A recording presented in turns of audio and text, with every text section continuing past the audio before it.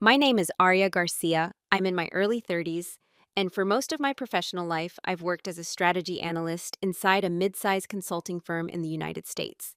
If you met me in the office hallway, you probably wouldn't remember the interaction afterward. I'm not the loud one in meetings. I don't dominate conversations, and I rarely interrupt anyone. I take notes, I listen. I ask a question or two, usually the kind that makes people pause for a second before answering. To most of my coworkers, that translated into something simple. They assumed I was safe, not weak exactly, but predictable, reliable. The kind of person who would stay late fixing the slides when everyone else had already gone home. The one who would quietly smooth out problems before clients ever noticed them. The person you could depend on to carry the weight of a project without ever needing recognition for it. And for a long time, I didn't correct that assumption because the truth is, invisibility can be strangely comfortable. When people underestimate you, they also leave you alone. They don't watch your work too closely. They don't question your process. They certainly don't expect you to change the direction of a room. But sometimes invisibility isn't neutral. Sometimes it becomes a role where others start writing for you. A role where your work is essential, but your presence is optional. Where your ideas are used, but your voice is not required to present them. Where decisions about your future are made in rooms you helped build, without you sitting at the table. The story I'm about to tell you begins on a day that should have been one of the most important moments of my career. I had spent 3 months preparing a presentation that would determine who would lead the next major project at our firm. A project valued at nearly $1 million. The kind of opportunity that changes not only your title, but how people inside the company see you from that point forward. It was my research, my model, my strategy. And yet, when the moment finally came, something happened that I didn't expect. My coworker locked the conference room door, not metaphorically, literally. The room where my own presentation was about to begin was locked from the inside, and I was standing outside it. At the time, I didn't shout. I didn't bang on the door. I didn't create a scene in the hallway. And that decision, choosing calm instead of chaos, set off a chain of events that no one in that building could have predicted. This story isn't about revenge. It isn't about humiliating someone who wronged me. It's about what happens when a quiet person stops accepting the role everyone else has written for them. It's about patience, documentation, timing, and the strange moment when the people who once overlooked you suddenly realize they misunderstood you completely. So, before we begin, I want to ask you something. Have you ever been underestimated so consistently that people eventually stopped seeing you at all? Before the conference room incident happened, before anyone in my company started whispering my name in a very different tone, I was known for something incredibly simple. I was the person who made things work, not the one who took credit for them. If you looked at the official org chart of our consulting firm in Seattle, my title read Senior Strategy Analyst. It sounded respectable enough. People outside the company often assumed it meant I was one of the main architects of our projects. Inside the building, though, the perception was slightly different. To my coworkers, I was more like the structural support beam inside a wall, important enough that the building couldn't stand without it, but not something anyone really needed to look at. Most days started the same way. I arrived earlier than most people, around 7:30 a.m., when the office was still quiet, and the city outside the glass windows was just beginning to wake up. That was when I did my best thinking. Coffee, laptop, and my green leather notebook open beside me. By the time the rest of the team arrived, the foundation of the day's work was usually already laid out. Spreadsheets cleaned, market models updated. Client insights are organized into something that could eventually become a narrative. Then the meetings would start. In those meetings, something interesting often happened. Someone, usually one of the project managers, would present a strategy that sounded very polished. The numbers lined up neatly, the logic flowed well, and if I looked carefully at the slides, I could almost always trace the origin of the idea back to a conversation from weeks earlier. A conversation where I had said something like, "What if we looked at the regional growth patterns instead of the national average?" Or, "Maybe the issue isn't their marketing. Maybe it's their supply chain delay creating artificial demand spikes." Ideas rarely move through companies in straight lines. They drift, they evolve. They attach themselves to louder voices. And I had never been particularly loud, but I was patient, so I watched the pattern repeat itself over and over again. My ideas circulated through the room like quiet currents under the surface of a lake. Did it bother me?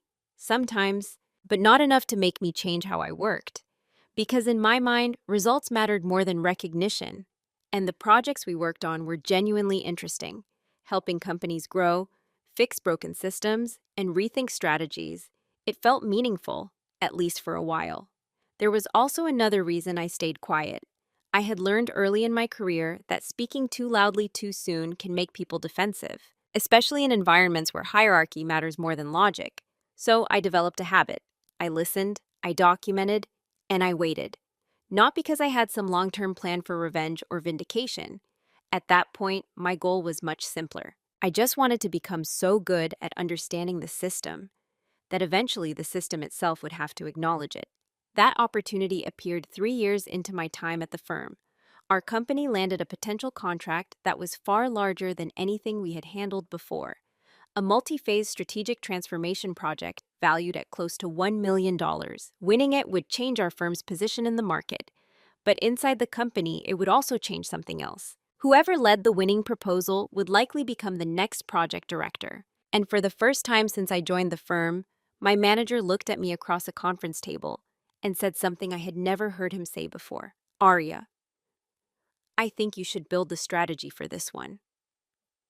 I nodded, quietly, but something inside me shifted, because what he had really said was this: for the first time, the room might actually belong to you, and that's the part of the story where everything began. The first sign that something was wrong didn't feel dramatic.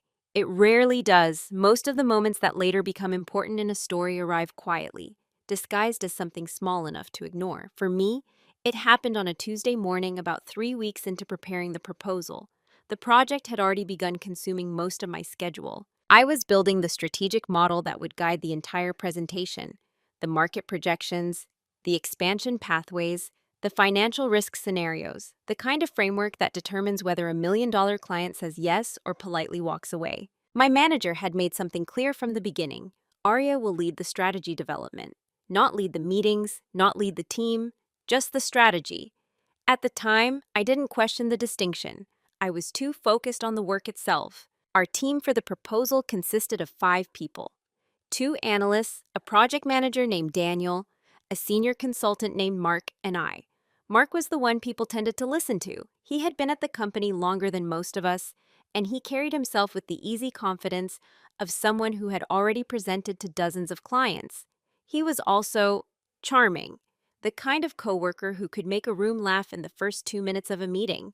Clients liked him immediately. Managers trusted him with visibility. And in the early weeks of the project, I had no problem with that. We each had our roles. I built the structure. He delivered the energy, at least that was how I understood it. That Tuesday morning, we had an internal prep meeting scheduled in one of the smaller conference rooms. Nothing formal, just a discussion about how the presentation would eventually be structured. When I walked in, Mark was already there, leaning back in his chair with his laptop open. Daniel sat beside him, scrolling through slides. I set my notebook down and took a seat. "Morning," I said. "Morning, Arya," Mark replied with a quick smile. For the first 15 minutes, the conversation moved normally. We discussed the client's current market position, the risk of expanding too quickly, and the opportunity we had identified in the Western regional supply chain. All points were pulled directly from the model I had built.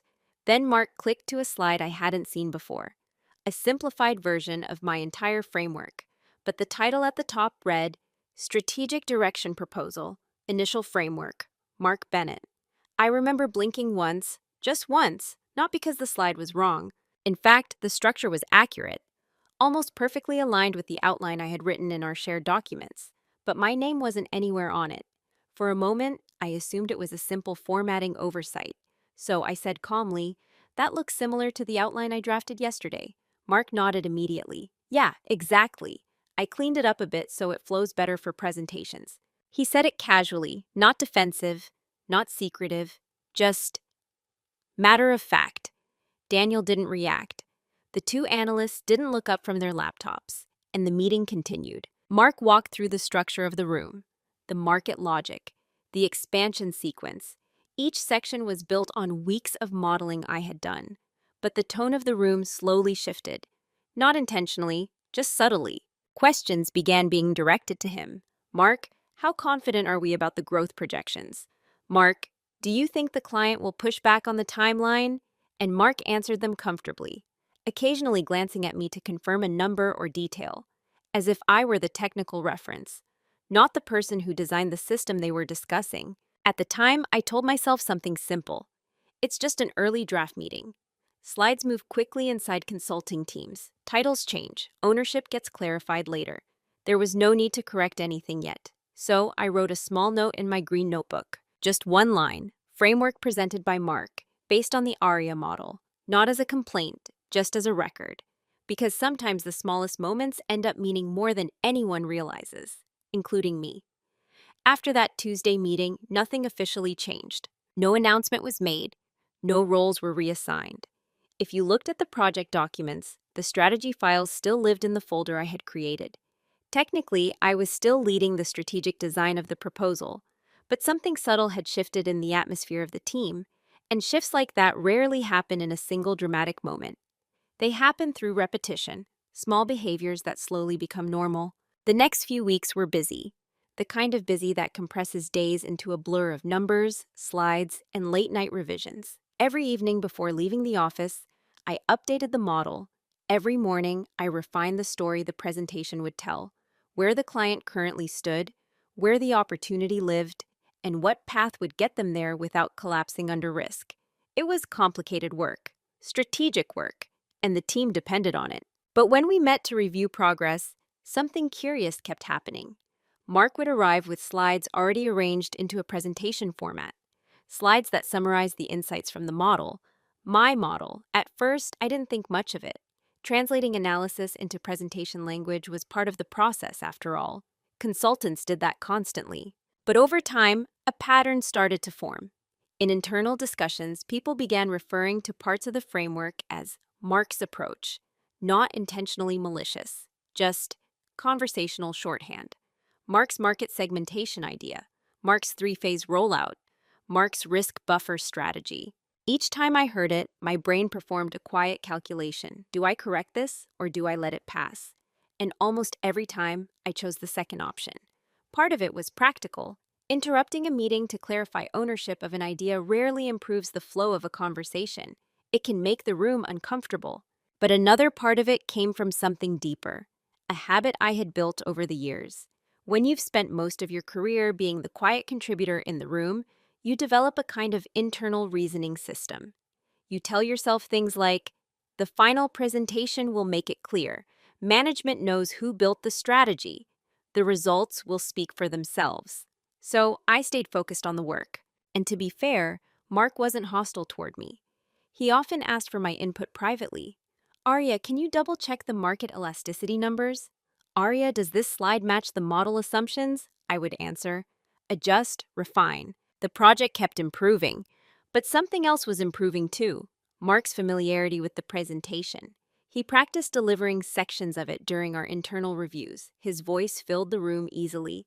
He had a way of turning complex data into simple stories. Clients would like that. I knew they would. Still, there were moments when the quiet imbalance became impossible to ignore. One afternoon, Daniel sent a scheduling email for the final internal rehearsal before the client presentation. The subject line read, Mark's proposal walkthrough, Thursday 3 p.m.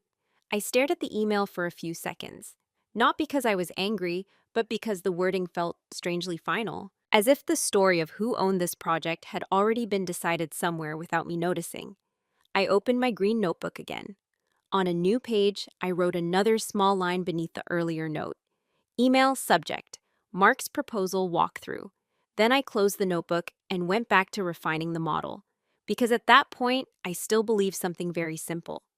The presentation itself would clarify everything. After all, there was one detail no one could change. The person who built the strategy would also be the one presenting it. At least, that's what I thought. About 10 days before the client presentation, our team held what was supposed to be the final internal rehearsal.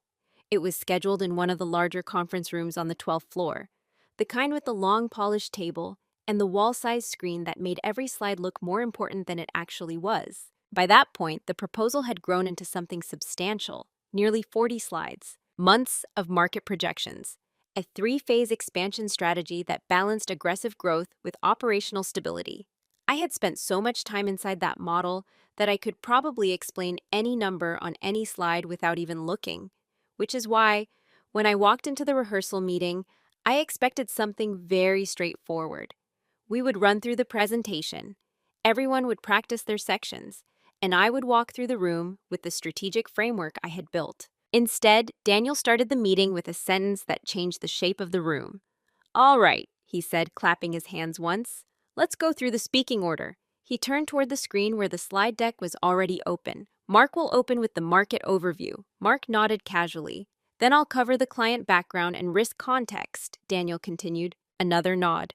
"After that," he said, clicking to the next slide, "Mark will walk through the strategy framework." For a moment, no one spoke. Not even me. The words simply hung in the air for a few seconds, waiting for someone to question them. No one did. Mark glanced at me briefly, almost like he was checking my reaction. Then he said, "Yeah, that works." Just like that. A structure that had taken me 3 months to design had been assigned to someone else to explain. Not maliciously, not with hostility, just efficiently. The room moved on. Daniel continued outlining the rest of the presentation schedule. The analyst would handle a few technical slides near the end. The closing would return to Mark. I listened quietly, and something interesting happened inside my mind. I didn't feel the sharp flash of anger people often describe in moments like this. Instead, I felt something calmer, a kind of clarity, because suddenly the situation made perfect sense. For weeks, I had been wondering why the narrative around the proposal kept drifting away from me. Why was the framework slowly becoming associated with someone else? Why small language choices, like the email subject lines, felt strangely final? Now I understand. The team had already placed me in a role. Not the architect, not the presenter, the support system, the reliable analyst who ensured the numbers were correct, the quiet professional who strengthened the structure behind the scenes. In their minds, that role wasn't disrespectful. It was practical. After all, Mark was comfortable speaking in front of clients. He had experience delivering polished presentations. From a management perspective, it probably seemed like the logical decision. Let the strongest presenter tell the story, even if someone else wrote it. And maybe, if I'm being honest, that logic would have been acceptable to me a year earlier. But something about hearing the speaking order spoken out loud changed how the room sounded to me. For the first time, I noticed how easily decisions about my work were made without me being included in them. No one had asked if I wanted to present. No one had even mentioned the possibility. The role had simply been assigned, quietly, efficiently, as if it had always been obvious. So I opened my notebook again, and I wrote another small line beneath the others. Presentation speaking order, strategy section assigned to Mark. Then I closed the notebook, and for the first time since the project began, I stopped thinking about the presentation itself. Instead, I started thinking about something else. The system that had just revealed itself. The moment things shifted didn't happen during a meeting.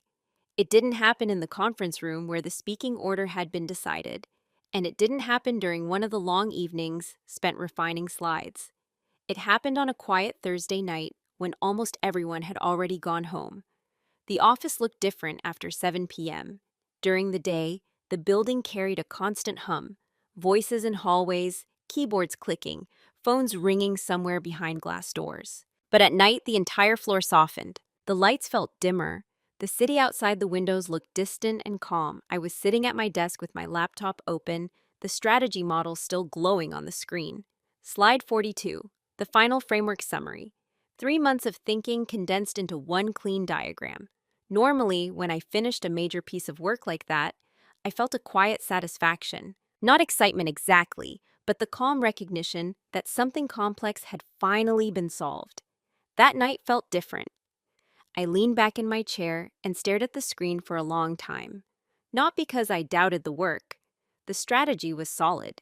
In fact, it was probably one of the strongest frameworks I had built since joining the firm.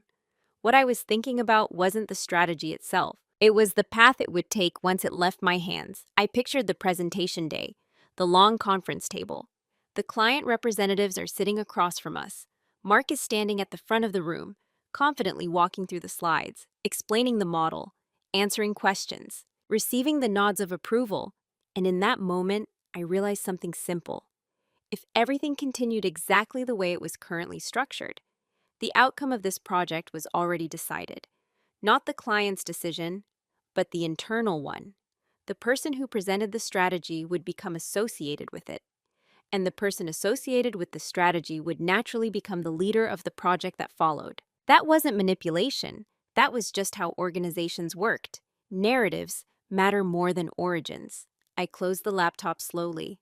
On the desk beside it, my green leather notebook sat open to the page where I had been writing small observations throughout the project. Framework presented by Mark. Email subject: Mark's proposal walkthrough. The strategy section is assigned to Mark. Looking at those lines together felt like reading the outline of a story I hadn't consciously noticed forming. A quiet transfer of ownership, not through conflict, through assumption. I picked up my pen and added another line. But this time, the note was different. Instead of recording something that had already happened, I wrote a question. What actually determines ownership of work? I sat there for a long moment thinking about that. Inside consulting firms, the answer often seems obvious. Who presents the idea? Who manages the client relationship? Who the executives associate with the project's success? But those are surface-level indicators. The deeper truth is simpler. Ownership belongs to whoever controls the evidence of how the work was created. And suddenly, I became aware of something I had been doing almost unconsciously for years: documenting version histories, email threads, draft outlines, model iterations. All the small digital footprints show how an idea evolves from a rough thought into a finished strategy. For the first time, I realized something important. I wasn't invisible inside the system. I was simply observing it more closely than most people did. And once you see a system clearly, you start understanding where its leverage points are. That realization didn't make me angry. If anything, it made me calmer, because now the situation felt less personal. It wasn't about Mark. It wasn't even about the presentation. It was about understanding the structure I was working on. And once I understood that structure, I could decide how I wanted to move within it. I closed the notebook, saved the model, and turned off the light above my desk. That was the night something shifted, not in the office, but inside my thinking. The next morning, nothing looked different. The office still smelled faintly of coffee and printer paper. The same conversations floated across the open workspace. People discussed deadlines, client calls, and weekend plans. If anyone had looked at me that day, they would have seen the same person they always saw: Arya, quiet, reliable, focused on the work. And in many ways, that was still true. But internally, something had changed. Before that Thursday night, my silence had been mostly habitual. It came from a mix of personality and professional caution. I believed good work would eventually be recognized on its own. After that night, my silence became intentional, not defensive, strategic. When our team met again to review the presentation, Mark once again walked through the framework slides. His delivery was smooth, confident. The room responded well to it. I watched carefully. Not the slides, I already knew them. I watched the reactions. Who asked questions? Who nodded? Who wrote notes when certain numbers appeared on the screen? You learn a lot about an organization by watching what people respond to. Daniel seemed most interested in the financial projection. The analyst focused on operational timelines, and Mark focused on the narrative flow, where the story felt persuasive, where it felt strong. In other words, everyone was interacting with the presentation from a different angle. And that observation confirmed something important. The real strength of the proposal wasn't any single slide. It was the structure connecting them all. A structure that only one person fully understood: me. But instead of pointing that out, I did something else. I helped. When Mark stumbled slightly over one of the risk adjustment models, I explained it clearly. When Daniel asked whether the expansion timeline could be accelerated, I walked through the logic of why it shouldn't be. Each answer strengthened the presentation. Each clarification made Mark's delivery smoother. From the outside, it probably looked like I was simply supporting the team. And maybe in a way, I was.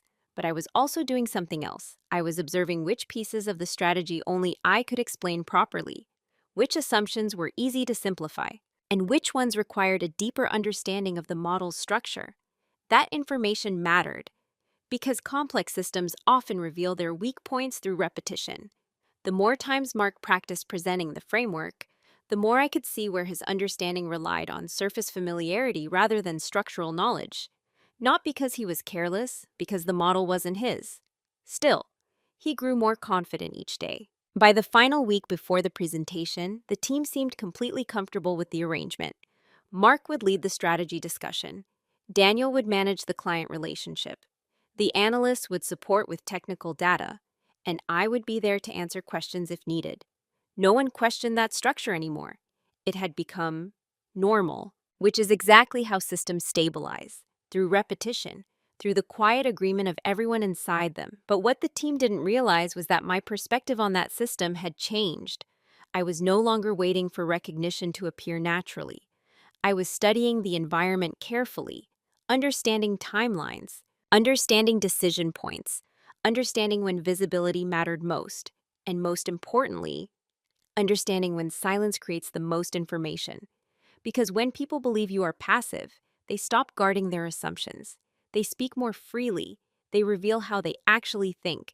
And over the next few days, I learned something interesting about this project. Something almost no one else seemed to notice. The presentation wasn't the only thing that would determine who led the million-dollar project. There was another factor, a quieter one, and discovering it would change everything. By the time the final week of preparation arrived, our team had settled into a rhythm. Mark rehearsed the narrative almost every day. Daniel refined the opening and closing sections of the presentation. The analysts double-checked operational data and formatting details, and I continued doing what everyone expected me to do. I improved the model, updated the projections, adjusted the risk calculations. From the outside, nothing about my behavior looked unusual. But what no one noticed was that I had started studying the entire process surrounding the presentation, not just the slides themselves. Because presentations inside consulting firms are rarely isolated events. They exist inside a network of internal approvals, executive discussions, and decision-making meetings that happen before and after the client ever sees a single slide. And once I began paying attention to that network, I realized something important. The presentation wasn't actually the first moment the strategy would be evaluated. There was another meeting, a quieter one. 3 days before the client presentation, our firm's senior partners would review the proposal internally, not to rehearse it, but to approve the direction before we showed it to the client. It was a short meeting on the calendar, 30 minutes, titled simply Proposal Alignment Review. Most people treated meetings like that as a formality, a quick executive glance before moving forward. But I knew better. Inside organizations, the first version of a story that reaches leadership often becomes the official narrative, even if it later changes. So I looked more closely at how that meeting worked, who attended, what documents were circulated beforehand, what questions do the partners typically ask. That information wasn't difficult to find. Most of it lived quietly in shared folders and archived meeting notes from previous proposals. Patterns emerged quickly.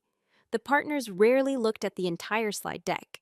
They focused on the strategy memo attached to it, a short written document summarizing the proposal's logic, risks, and expected outcome, usually 2 or 3 pages. And most importantly, that memo listed the strategy lead, not the presenter, the lead. That small distinction caught my attention immediately, because while the presentation rehearsals had slowly positioned Mark as the voice of the proposal, the internal documentation still reflected the original project structure. The strategy files, the model ownership, the research notes, all of them pointed back to me. I opened the shared project folder and reviewed the earliest documents again. The first draft outline, the financial modeling files, the internal research brief. Each one contained a simple author tag beside the file name. A. Garcia, not because I had intentionally marked territory, just because I had created them. And in most situations, those small digital details wouldn't matter. But in environments where executives evaluate work quickly, documentation often becomes the shortcut they rely on. That realization didn't create excitement. It created something quieter, clarity. Because suddenly the situation looked different from how it had appeared inside the rehearsal room. The team believed the story of the proposal had already been decided. Mark would present it, Mark would naturally become associated with it. But the internal system that tracked the project told a slightly different story, one where the architecture of the strategy remained visible beneath the presentation layer. Still, I didn't rush to correct anything. I didn't send emails clarifying roles. I didn't ask Daniel to update the speaking order. Instead, I continued observing. One afternoon, while reviewing the calendar again, I noticed something else. The proposal alignment review meeting included only 3 people from our project team: Daniel, Mark, and me, not the analysts, just us, which meant that before the client presentation even happened, there would be a smaller room where the strategy would be discussed directly with the firm's partners. And in that room, the conversation wouldn't be about storytelling. It would be about how the strategy actually worked. I closed the calendar window slowly, because that was the first moment I understood something very clearly. The presentation rehearsal had created one version of the narrative, but the real evaluation of the work hadn't happened yet, not even close. And in the quiet spaces between those meetings, preparation was still possible. The proposal alignment review meeting wasn't dramatic. In fact, if you walked past the conference room that afternoon, you probably wouldn't have noticed anything unusual at all. 3 people from our team, 2 senior partners from the firm, 30 minutes on the calendar, the kind of meeting that disappears into the background of a busy consulting week. But for me, it was the first time the strategy would be discussed in a room where presentation style mattered less than structural understanding. And that difference changed the tone of everything. When I entered the conference room, Mark and Daniel were already there. The 2 partners joined a minute later, both carrying printed copies of the strategy memo. One of them, a partner named Richard, opened the meeting with a simple sentence. "All right, walk us through the thinking." Daniel nodded toward Mark. Mark stood up smoothly and moved to the screen where the slide deck was already open. For the first few minutes, everything looked exactly like our rehearsals. He explained the market opportunity, the growth projections, the phased expansion plan. His delivery was confident, just like it had been all week. The partners listened politely, occasionally glancing down at the printed memo in front of them. Then Richard asked the first question. It wasn't about the slides, it was about the model. "If the regional supply chain bottleneck improves faster than expected," he said, tapping the paper, "how does that affect the Phase 2 investment timing?" Mark paused for a moment. Not a long pause, just long enough to search for the answer. He glanced at the slide on the screen, which summarized the expansion timeline. Then he said, "Well, the idea is that Phase 2 activates once the demand curve stabilizes." Richard nodded slowly. "Yes, but the memo suggests the trigger is actually tied to inventory turnover rates, not demand stabilization." The room became quiet for a second. Mark looked back at the slide. The slide simplified the explanation. The model behind it was more precise. I could see the moment where his familiarity with the narrative met the edge of the system's deeper mechanics. He turned slightly toward me. Not dramatically, just a small shift. "Arya built the model," he said. "She can probably explain that part better." It wasn't said defensively. If anything, his tone was cooperative. But the effect in the room was immediate. Both partners turned their attention toward me. And in that moment, something interesting happened inside my mind. I didn't feel nervous. I didn't feel vindicated. I felt prepared. Because this was the part of the system I understood best. I explained the trigger mechanism calmly. How inventory turnover served as a more reliable indicator than demand spikes. How the model adjusted investment timing automatically if supply constraints eased earlier than predicted. The partners asked 2 follow-up questions. Both are related to risk mitigation, both answered directly by sections of the model I had spent weeks building. Each time, I responded clearly, no slides, no rehearsed narrative, just the structure of the strategy itself. After about 10 minutes of discussion, Richard leaned back slightly in his chair. He looked down at the memo again, then back at me. "Did you design this framework?" he asked. I nodded. Yes. There was no dramatic pause after that, no sudden revelation. The meeting simply continued. But something subtle had changed in the room. The conversation shifted away from the presentation format and toward the underlying strategy design. And every time a technical question surfaced, the partner's attention returned to me. By the end of the 30 minutes, Richard closed the memo and said something simple. "All right, the thinking here is solid. Let's move forward with the client presentation." Daniel thanked them. Mark nodded.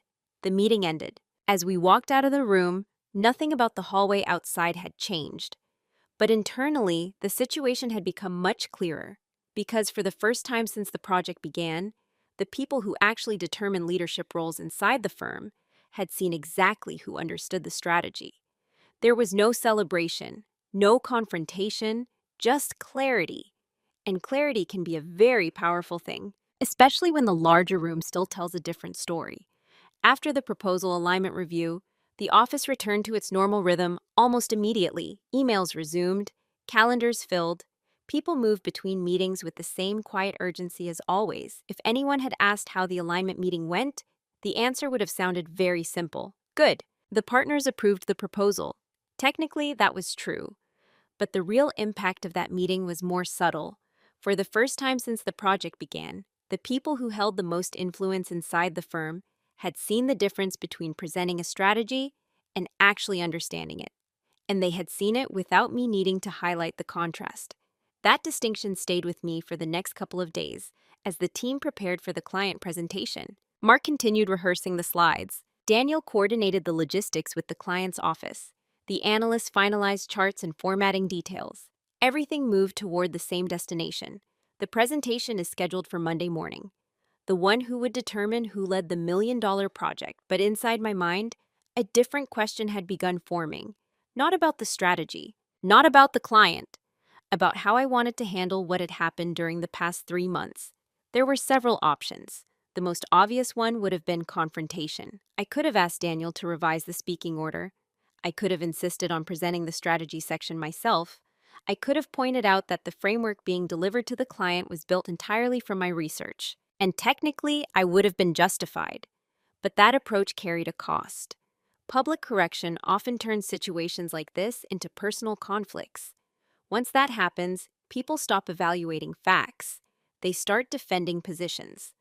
I didn't want the story of this project to become an argument about who deserved credit. There was another option, too. I could simply ignore everything and allow the presentation to proceed exactly as planned. Let Mark deliver the strategy, let the project move forward, and trust that the partners who attended the alignment meeting will remember who built the framework. That path would have been the easiest emotionally, but it also meant accepting the same invisible role I had been placed in from the beginning. So I thought about the system again, not the personalities, the structure. Consulting firms, like most organizations, don't just reward those who speak in a meeting. They reward those they trust to carry responsibility once the meeting ends. And responsibility in $1 million project doesn't start during the presentation. It starts immediately afterward, with follow-up documentation, with implementation planning, with the operational model that transforms strategy slides into real work. That realization led me to a decision, a quiet one. I wouldn't fight over the presentation. I would let the team structure remain exactly the way it was. Mark would present the framework. Daniel would manage the client discussion. Everything would look the same on the surface. But behind that presentation, I would make sure something very specific existed. A detailed implementation architecture connected directly to the strategy model, one that required a deep understanding of how the framework actually worked. Not the simplified story version, the real system. Because whoever controlled the implementation design would naturally become the person responsible for leading the project once the client said yes. And implementation was something no slide deck could fully explain. It lived in the model, the assumptions, the decision logic, the structure I had already built. Once I understood that, the path forward felt clear, not aggressive, not defensive, just inevitable. So I opened my laptop that evening and began building something new. Quietly, the part of the strategy no one had asked about yet, but the part that would soon matter more than anything else. Once the decision was made, the work itself became very quiet, not secretive, not hidden, just unnoticed. Over the weekend before the client presentation, while most of the team focused on rehearsing slides and polishing talking points, I opened the strategy model again and began building the implementation architecture. This wasn't part of the original assignment. No one had asked for it. But anyone who has worked inside consulting knows something important. The moment a client approves a strategy, the very next question appears almost immediately. So, how do we actually implement this? That question is where most projects either succeed or quietly collapse because strategy slides can make ideas look simple. Implementation reveals how complicated those ideas really are. I started with the expansion timeline. The presentation described it as 3 phases, each triggered by specific market conditions. But in reality, each phase required dozens of smaller operational decisions, inventory thresholds, supplier capacity, regional logistics adjustments, and hiring timelines. All of those pieces already existed inside my model. They just weren't visible in the slide deck. So, I translated them into a structured implementation map: decision triggers, operational checkpoints, risk adjustment mechanisms. By Sunday evening, the model had evolved into something much larger than the presentation itself. Not a slide deck, a working system. The kind of document a team would actually use once the project began. On Monday morning, the office felt slightly more energetic than usual. Presentation days always carry a particular atmosphere. People walk faster, conversations become shorter. There's a subtle tension in the air that comes from knowing something important is about to happen. Mark reviewed the slides one final time. Daniel confirmed the video call setup with the client. I sat quietly at my desk, reviewing the implementation framework. When the team gathered in the conference room 30 minutes before the meeting, everything looked exactly the way it had during rehearsals. The speaking order was unchanged. Daniel would open the presentation, Mark would lead the strategy section, the analysts would support with data, and I would be there if technical clarification was needed. No one questioned the arrangement. In fact, everyone seemed confident, which made sense. The presentation was strong. Mark delivered it smoothly during every rehearsal. The story flowed well. When the client representatives joined the video call, Daniel began exactly as planned. He introduced the team, outlined the project context. Then he turned the floor over to Mark. Mark stood beside the screen and walked through the framework with the same confident rhythm he had practiced all week. The market opportunity, the expansion logic, the phased rollout. From a storytelling perspective, it worked beautifully. The client asked thoughtful questions. They seemed engaged. Several times, I saw them nod while looking at the projections. When the strategy section ended, Daniel transitioned into a discussion about next steps. And that's when the moment I had been expecting finally arrived. One of the client executives leaned forward slightly and asked a question that didn't appear anywhere in the presentation. Assuming we move forward with this, he said, how would the implementation actually be structured? The room became quiet, not uncomfortably quiet, just the natural pause that follows a question everyone realizes is important. Daniel glanced briefly at Mark. Mark looked at the slide deck. There was no slide answering that question. Then Mark turned slightly toward me, and once again, the room's attention shifted. When the client executive asked about implementation, the room didn't feel tense. It felt curious. Questions like that are normal in strategy presentations.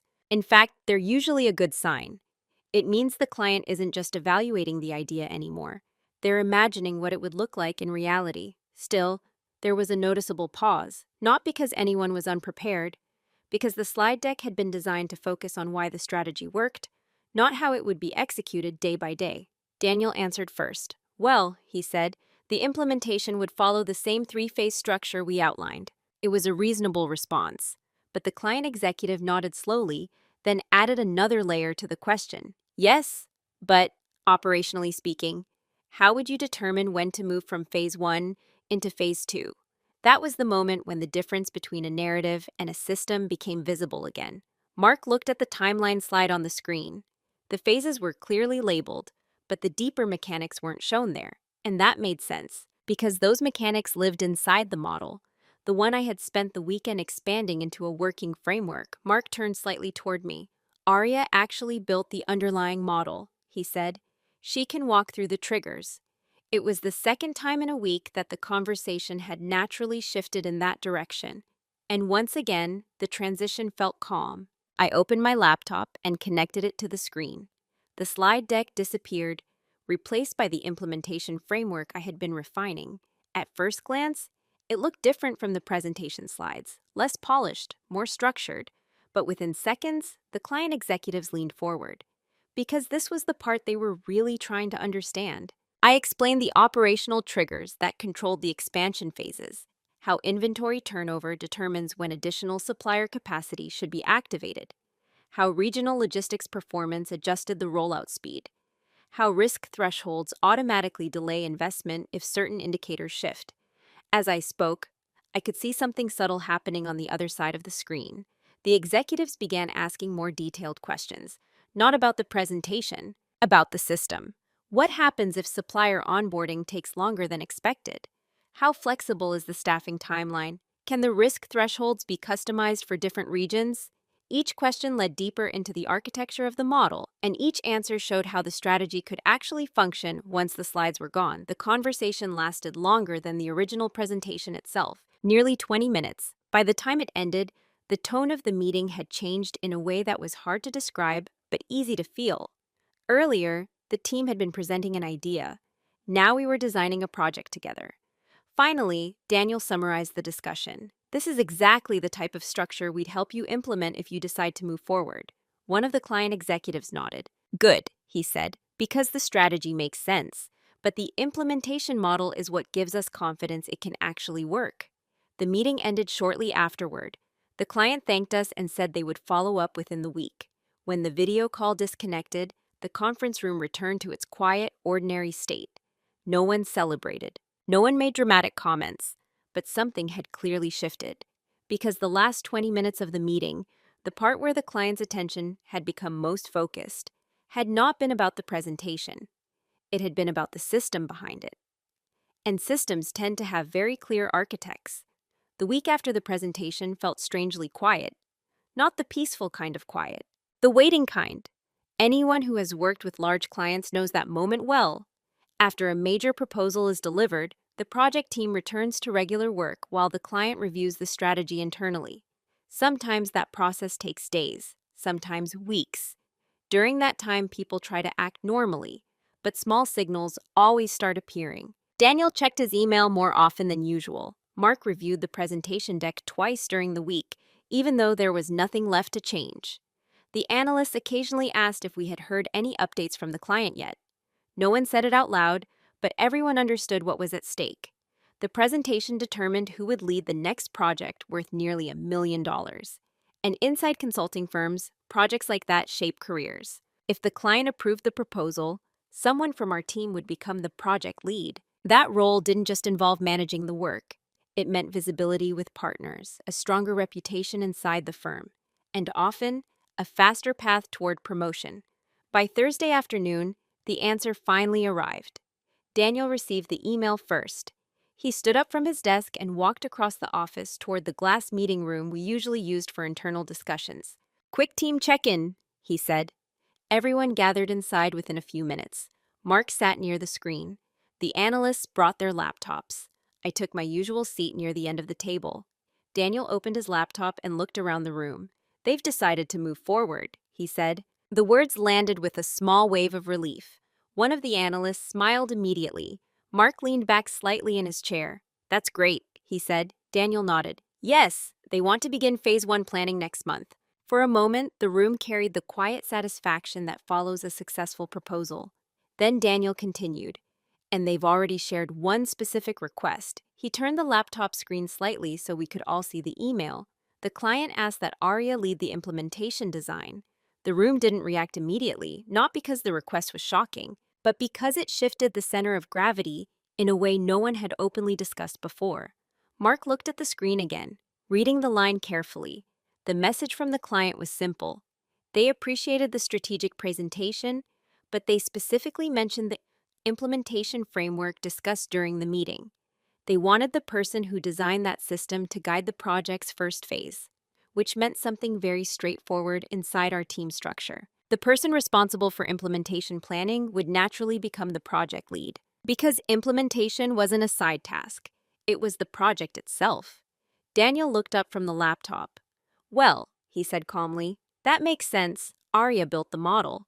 No one disagreed, but the shift in the room was noticeable. Not dramatic, just final, because by the time the client had sent that email, the story of the project had already formed in their minds, not based on who presented the slides, based on who could explain how the system actually worked. And once a client attaches confidence to a particular person's understanding of a project, changing that perception becomes almost impossible. Not because anyone refuses, because trust has already found its place. The interesting thing about moments like that is how quiet they are. There was no argument, no frustration, just the simple recognition that the structure of the project had settled into place, and by the time everyone in the room realized it, there was nothing left to adjust. A week later, a meeting was scheduled, not to argue, not to accuse anyone, just to review what had happened. We gathered in the same conference room, the same room where weeks earlier I had stood outside the door. This time, I was already seated when the others arrived. Daniel walked in last. For a moment, he paused when he noticed where I was sitting, not at the head of the table, but close enough to shift the balance of the room. Our director began calmly. "We're here to review the circumstances around the presentation incident." Daniel spoke first.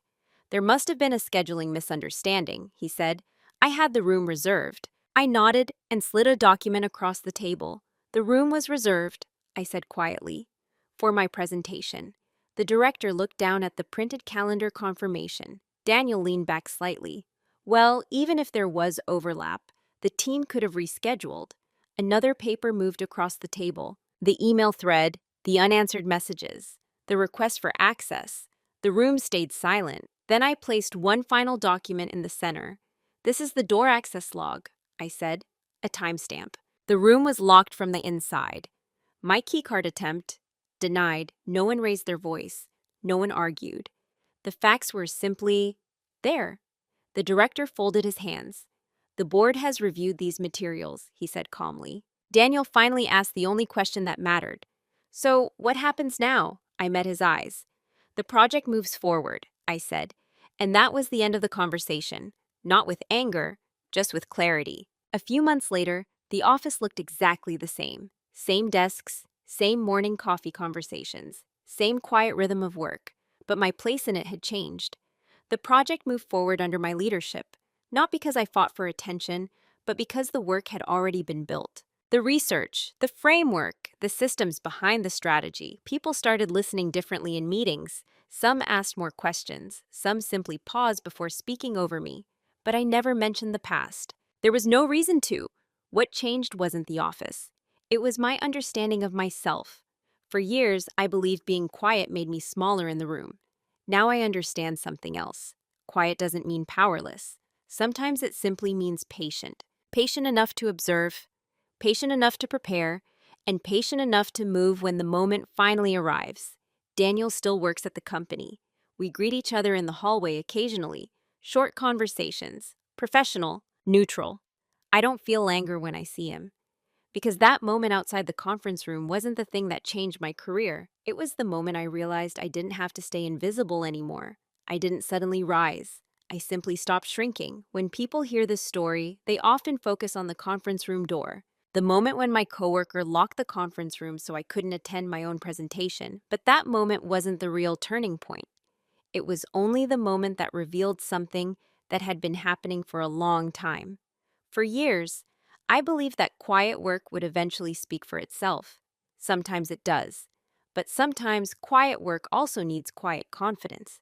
What changed everything wasn't revenge or confrontation. It was clarity, the patience to document my work, the decision to stay calm instead of reacting emotionally, and the choice to stop accepting the role others had quietly assigned to me. When the client approved the project, the one worth nearly $1 million, they didn't choose the loudest voice. They chose the person who understood the system, the person who had built the foundation. And that's when I learned something important. Being underestimated can feel frustrating, but it can also be an advantage. Because while people are busy deciding who you are, you still have time to decide who you're going to become. So I'm curious about you. Have you ever been underestimated in your career or treated as invisible and later surprised people by what you were capable of? If you'd like, share your experience in the comments. I'd love to read your story. Video hữu ích, hãy ấn like và đăng ký kênh để ủng hộ mình nhé. Chúng ta sẽ gặp nhau ở những video tiếp theo. Bye bye.